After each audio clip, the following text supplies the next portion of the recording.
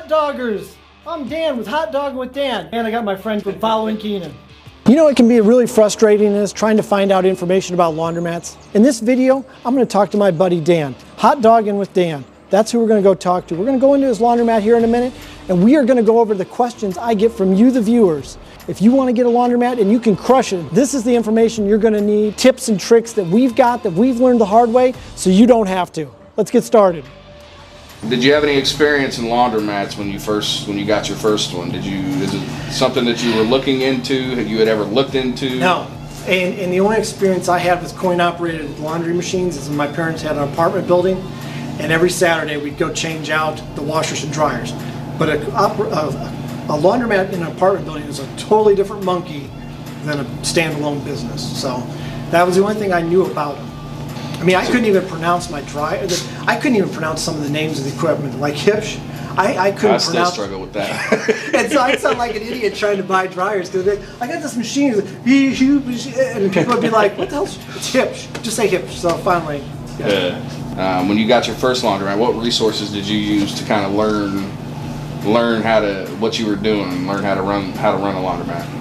I got kind of lucky. The guy that sells Speed Queen equipment in my area happens to be one of the largest laundromat, like in 3 states, and they're one of the oldest Speed Queen dealers in the United States. And so that owner kind of took me aside and showed me some things. And then he also brought his repair guys out and said, if you work with our repair guys, I'll charge you half the fee an hour if you help them.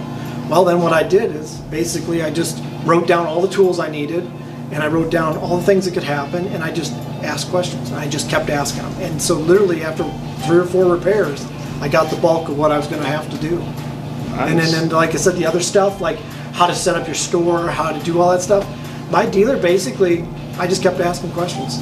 I figured he'd say no if he couldn't tell me. And that's how I picked it all up. And I still learn it. Did you retool all of your stores? Yes and no. I retooled 2 of them, and then the 3rd one I've half retooled it. Not completely, but yeah. Is it all used equipment or brand new? It's a mix of both. One laundromat they're used, I rehabbed them, but the other 2 laundromats I've just put in all new dryers. And the washers in one laundromat was all repoed stuff out of North Carolina, and it was from 2008, 2009. A laundromat had folded. The equipment had never even been used, but since it was repoed, I got it for, I basically bought it 30-some washers for like, I think 90,000. And I've got 60s, 40s, 30s, 20s, top loaders. Wow. Yeah, I got they basically showed up in a truck. I got a laundromat in a truck. And I missed the dryers. He had the dryers, a complete laundromat for 100,000 bucks, all new equipment. I missed the dryers by a week. I hadn't closed on this property, and I couldn't make the commitment to buy those dryers. But they were beautiful stainless steel Speed Queen stacked dryers, and I missed them. I know you got the one laundromat with the dryers that your buddy painted gunmetal gray. Yep. Those look awesome, by the way. I'm a fan of them. Do you have all of your laundromats on your YouTube channel, or do you only film at certain ones? I film at all of them, but I don't talk in detail about the one of them. The one where I have the homeless, I guess I don't film as often there. The one where I do the change outs, those are the other 2 locations. Some people get confused because they seem to think that I don't film the outside of my stores, so they don't really know. Yeah. But I do film all of them. It's just I do different things at different ones. What is most attractive to you about owning a laundromat?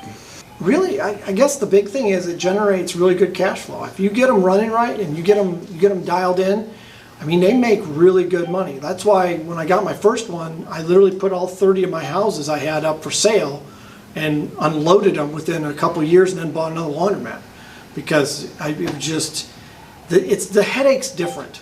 You can manage these headaches as opposed to your rental house, evictions, tearing the house up, rebuilding everything. I don't have to rebuild this. You know, I don't have to put a new toilet in every day. You know, I don't have to evict people. That's awesome. Mm-hmm. I'm not collecting my rent. It's like a McDonald's. People got to come here and give me their money, and then if there's a problem, I got to give it back. Yeah. That's a better way to go than a rental house. Yeah. That's my opinion. But did you go to school for business when you went to college? Was it for a business of any kind? No, I went to college to become a mechanical engineer, and I changed to construction management. So there is some business to it, but not like what you need to know to run a business. Like I didn't get an MBA or anything like that. So when did you decide to become an entrepreneur, and why? Probably when I was like 8. And the reason I did is because my parents were always in property. Like my parents owned a plumbing business, a heating business. My mom was a professor at college. They always had property, and I loved the idea of basically being your own boss, doing what you wanted to do and not answering to somebody else. And how did you finance it? So you paid $70K cash, or yes. You got a loan? I got a loan, but the way I get loans is a little different. So how much did you put down on the loan? Zero. If you don't mind my asking. Zero? I get full financing. So basically from day one, the laundromat's paying for itself. Yeah. See, I have so much big equity property, farm ground, and other houses that I use that as collateral. See, when I go to the bank, I don't have to put a downstroke, the down payment, PMI. I don't know what it would cost me because I don't do that. I go to the bank, I say, hey, here's what I want to buy, and I go to the president of the bank and I say, hey, here's what I want to buy, and he goes, okay, what are we going to use as collateral? And I'll pick something. So like that laundromat, it's almost paid off today. So it'll be collateral for my next investment, and I keep doing it. As long as those entities keep making cash flow, I can keep paying for the next ones. That's the trick. You don't want to get too big a debt, and then you can't pay for it, but that's what I do. Either you got a free laundry, depending on how you look at it, free laundromat or free commercial property. Yeah, both. And the customers pay for it. Yeah, that's awesome, man. Yeah. You mentioned that you started out investing in real estate. You own the buildings that your mats are in. What was more intriguing to you when deciding to buy your laundromats? The fact that they were laundromats or the commercial real estate side of it? I was looking for commercial real estate. I was actually looking for property I could rent to somebody else because that's what I like doing. What ways do you think you could improve your laundromats to increase revenue? I'm working on my customer service right now because that's my worst feature. For a while I didn't ignore it, I just wasn't really good at it. And so that's the biggest thing I can increase. And then the other thing I'm going to do is I have some problematic Horizons. I'm getting ready to put in hard mount 20-pound Speed Queen touchscreen washers. So that will actually help increase it. Adding equipment or painting or doing a little improvements will actually increase your revenue every so often. Parents basically influenced you to become an entrepreneur. Yes. You had that family history. Yep. Yeah, so I had a little leg up. When I got out of college, my parents, the neat relationship my parents had, my dad was born in 1913. My mom was born in 49. There was over 30 years difference in my parents. My dad was 66 when I was born, to give you an idea. And my dad's best friend was a banker, owned a bank, one of those small town banks. And in the 70s and 80s, they started buying property, all this defunct property. So that's how they got going. Well, when I got out of college, we were in that period where there was a lot of repos on the market because they were giving all these people loans. My parents said, you need to go buy some rental property. Buy the cheapest thing you can find in the worst area, don't care where it's at, go get it. And so I said, okay, you gonna help me? They go, nope, you figure it out. And that's how it started. And so I bought my first house for $1,600, rented it for $700 a month. In 2007, I sold it for $35,000, and I just kept doing that. So you said your dad was born in 1913? Yes. Fun history lesson. His dad was a year old when the Titanic sank. Yep. Think about that. Yep. How many hours a week do you spend at your laundromats? 6 to 7 for all three. 6 to 7? A week, yeah, all three. You get all of that video footage in 6 or 7 hours? Well, if you're counting video footage, you might put 10 hours a week. But basically, if I'm not doing YouTube videos and I'm just... See, I don't change them out. I don't clean them. I don't change them out. The only time I go to them is to repair stuff. The way I have mine set up. Wow. That's the only time. You got that creative mind then, man. That's... In your opinion, what are the top 3 things that your customers consider when choosing to come to or return to your laundromat? How clean it is, does the equipment work, and customer service.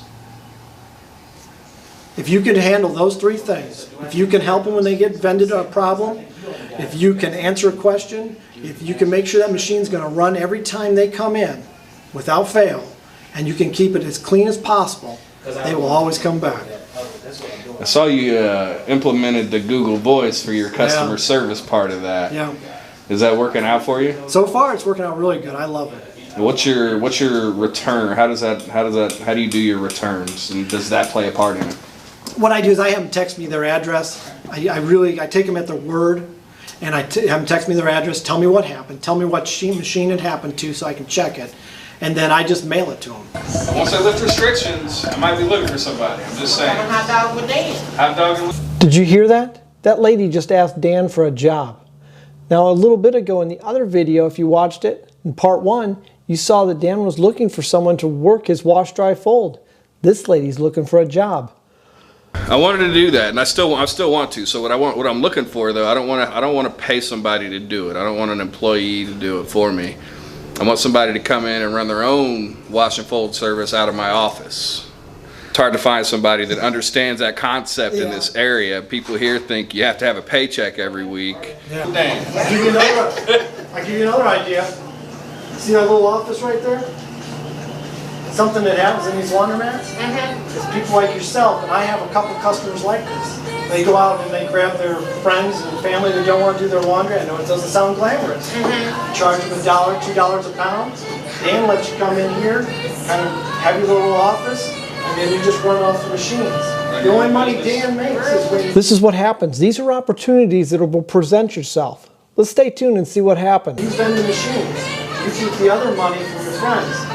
And I have customers that do it. They bring bag loads in. That's cool. Bag loads in. And it's your own little business. And if you think about it, if you charge a friend, I mean, it's $1 a pound, $1.50 a pound is kind of the going rates I've heard. You can look them up. But if you brought in someone else's 20, 30 pounds of clothes once a week. What you have right there is about 30 pounds per dryer. Okay. That's 60 pounds worth of laundry. If you have like friends and family, or if you start advertising to people, letting people know you'll do their laundry for them, just that right there would be 60 bucks in your pocket. Minus what it costs you to do, which is what, 10 bucks? Exactly. So you got $50 in your pocket. So if you want to do something like people that, do it, they make some serious money. let me know. Okay, now that was interesting, wasn't it? That lady went from wanting a job to giving her an idea of what she could do there on her own already and make more money. Help Dan, she makes money. Now I know not everybody that does this is going to strike, you're going to strike pay dirt. Not every time is this going to work. 90% of the time it probably won't. There'll be that 10% though, you will find people that will jump on board. You just got to be willing to jump on those opportunities when they present themselves to you. And they will. You got to be paying attention though. Hey, I hope you liked the video. I hope you learned a lot. If you like this kind of thing and you want us to do a little more of it, put it down in the comments below and say, hey, yeah, I want some more. Even leave questions you have. Dan's got a lot of great content, small YouTuber just like me. He's got a great background in this. He knows what he's doing. I mean, hell, he got a laundromat for free. I mean, a lot of people can't say that. A lot of people end up paying for him. So he is a great resource for you in the future, whether it's a business, a laundromat, or like him, he's in the food business. I mean, he started his own business in the food industry. That's tough. This guy's got it going on. So I invite you to go over to his channel and hit that subscribe button, hit that bell notification so you don't miss out on any of his content. And like always, thanks for watching. I really appreciate it.